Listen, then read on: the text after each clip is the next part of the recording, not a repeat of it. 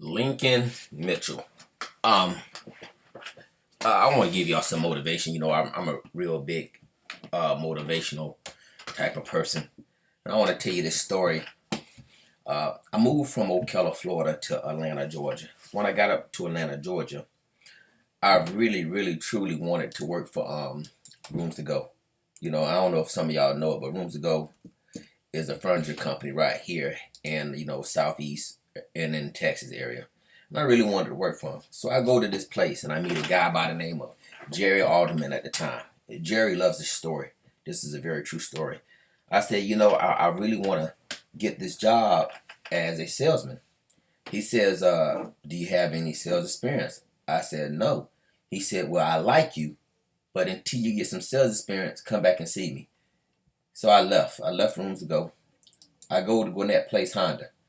I worked there for like maybe 2 months. I go right back to Rooms to Go again.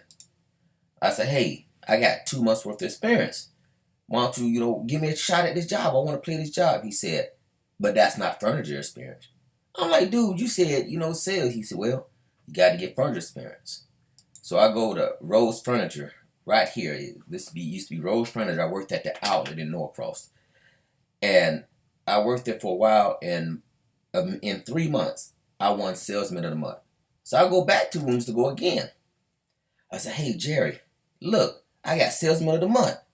He go, that's pretty good, but maybe that was a fluke. I said, are you serious? He said, yes. So he said, come back and see me again. So I left. I stayed at Rose. I came back to Rooms to Go 5 months later with five Salesman of the Month trophies, plaques rather, and I broke Rhodes store record. So I'm back at Rooms to Go. I told Jerry all this. Jerry said, man, that's really impressive, but you know what? I don't have any openings. I said, are you kidding me? So I left. So I go home.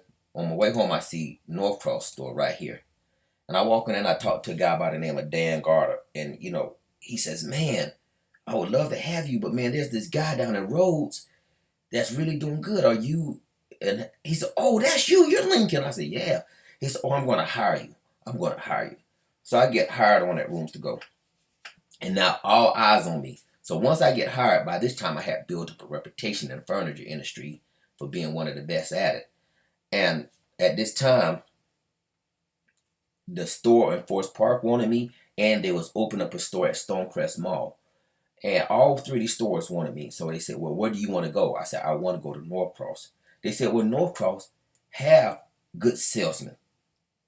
I said, well, I still want to go compete. I just want to play the game.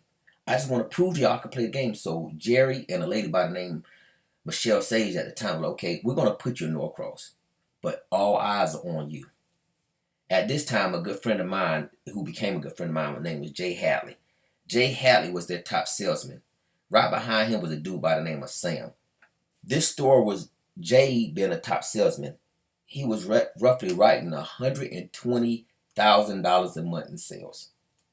So I'm the newcomer with this big reputation.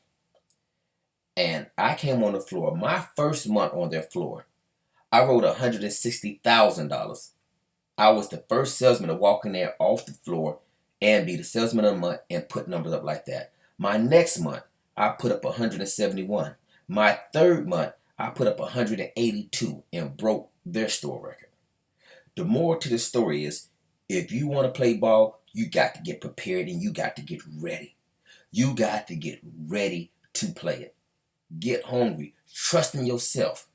Trust in yourself. 6 months later, they called me.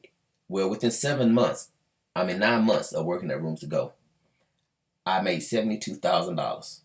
Well, about 6 months into it, Jerry with a dude, it wasn't Jerry, but it was Dan and a guy by the name Elliot. Elliot used to be the manager over everything of the whole Southeast. And they said, we got a question for you. Because I just kept putting these numbers up. I'm putting up crazy numbers. And every month I would get close to 200,000. And they said, well, nobody in history has ever wrote 200,000 at no outlet. Do you think you can do it? I said, I know I can do it. So Dan opened the floor. Open the floor means he'll let me work even my days off and work longer if I choose to.